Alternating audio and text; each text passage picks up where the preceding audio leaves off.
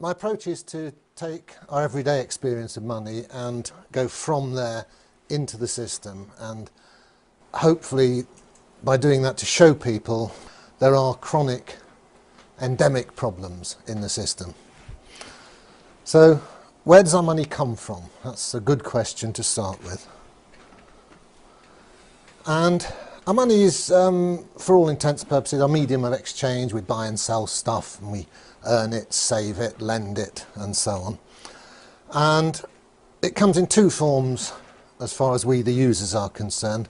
Physical cash, stuff in your pocket, your wallet, still quite widely used for pubs, corner shops, small everyday purchases. However, the business, the economy, is conducted using electronic computer money, the digits that jump from one bank account to another. So stuff is bought and sold and so on. So these money numbers, as we might think of them, these numbers within the bank's computers, are our medium of exchange. It's what we use to run our economy, and in that sense they are our money supply. So the question then arises, how do they come into being? Where do they come from? How do they get into the computers? How do they originate? And most people in this room know the answer to that, but let's have a look. First of all, we need some terminology. We need to start thinking like accountants, and two good concepts we need are assets and liabilities. I find this approach better than thinking of money flows, because that's a bit of an anachronism from when money was stuff and it used to actually physically move. All that changes now are the numbers. Some go up and some go down, and let's see how that works. So assets and liabilities. Well, an asset, in our context, we're talking about monetary assets. And obviously, you know, your family is an asset to you, but we're narrowing down monetary stuff of value, and can be property, but it also can be bonds or debts, other people's obligations to pay you money at some time in the future. Conversely, on the other side of that equation, there's liabilities, and that's something which is going to cost you. You have an obligation to somebody else, perhaps, to pay them money back at some time. So if I borrow money from you, then there's a dual aspect to that debt. It's my liability because I owe you, and it's your asset because you have a claim on me in the future. Now, the same contract relationship exists between banks and their customers, their clients, both borrowers and depositors. So let's say I've got a mortgage with a bank, I'm a debtor to the bank, I owe to the bank, then that debt is of course my liability, but it's also the bank's asset. The bank treats it as a piece of wealth, something of value to the bank. The other side, my money in the bank, you log into your bank account and you maybe have a few hundred, a few thousand there, and you feel good about that. That's my money, there it is. Well, that's not quite how it is. It's again a contract, a debt contract between you and the bank. This time it's the bank's liability.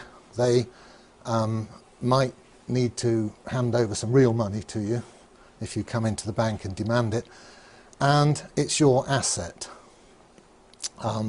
So because you've put your money in the bank, what's actually gone on in law, in contract, is that you've lent it to the bank.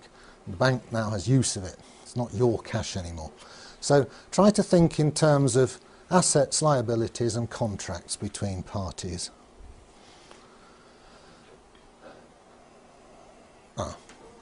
And my approach is to, within this way of thinking, just to look at everyday transactions and try and build up a picture of how these numbers change within the system.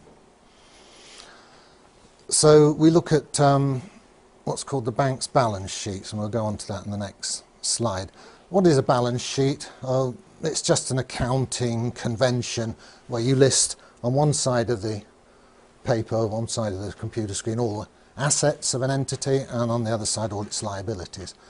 And double entry bookkeeping is a way of maintaining exact balance between these two sides. We'll see that. So then we see how these money numbers change for each basic operation, putting money in, taking it out, transactions, moving it from one account to another. And you can see then from this bottom-up approach, going from the particular to the general, from the detailed to the more global picture, that emergent properties of the whole system are revealed as chronic problems. Okay, an initial balance sheet. A bunch of people get together and get hold of a banking license and join the game.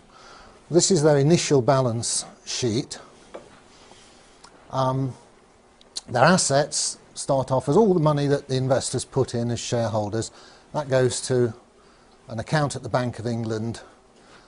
On the other side of the sheet, this is a little more subtle. This is a liability to the bank as an entity which has a debt to its shareholders. So conceptually you have to separate the shareholders from the entity which is the bank itself. And the initial liability of the bank is what's called the shareholders' capital account. It's how much the bank sort of owes back to the shareholders should it be wound up. So if the bank ceases to exist, the shareholders have this claim on the assets of the bank. Therefore it's a liability of the bank, an asset to the shareholders. Right, well, that's the initial balance sheet. How does that balance sheet change when somebody comes along to the bank and wants a loan, a £100,000 mortgage, say? Let's have a look at that balance sheet, how it changes in terms of the assets and liabilities. Because remember, all the balance sheet is a snapshot of the current state of play of the bank, how its assets and liabilities change over time. So here's an event, a basic event. Somebody takes out a mortgage. What happens to the balance sheet?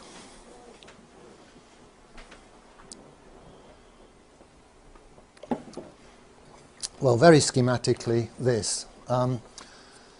The bank's assets go up 100,000 because this person who walked in the door now owes the bank £100,000, which wasn't owed to the bank before. So the bank's got £100,000 extra assets to what it had before the event. How is that balanced? Well, the borrower, the person who took out the loan, has £100,000 in his current account. Actually, probably has gone to his solicitor's current account in practice, but it is a liability to the banking system. When we're just pretending to look at one bank as though everything's happening in one bank, but conceptually that's okay if you think of it as the whole banking system. Obviously you might borrow from one bank and deposit it in another, but with a combined view of the multiple balance sheets of the banks, you can represent it schematically as this. So what's happened here is somebody in the bank has approved the loan and has just typed in £100,000 onto the asset side of the bank's balance sheet, however that's represented in the computers, and has typed in £100,000 into the current account of whoever's going to receive the money. There's no stuff has moved, two numbers have changed. That's it. So we can say that debt and money are birth twins. They come into existence together.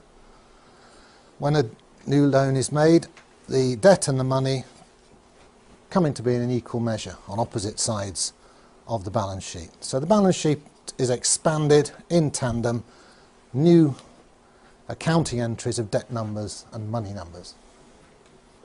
You've got a lot of debate on the internet and so on. The official view is that the bank isn't sort of moving any money, it's extending credit.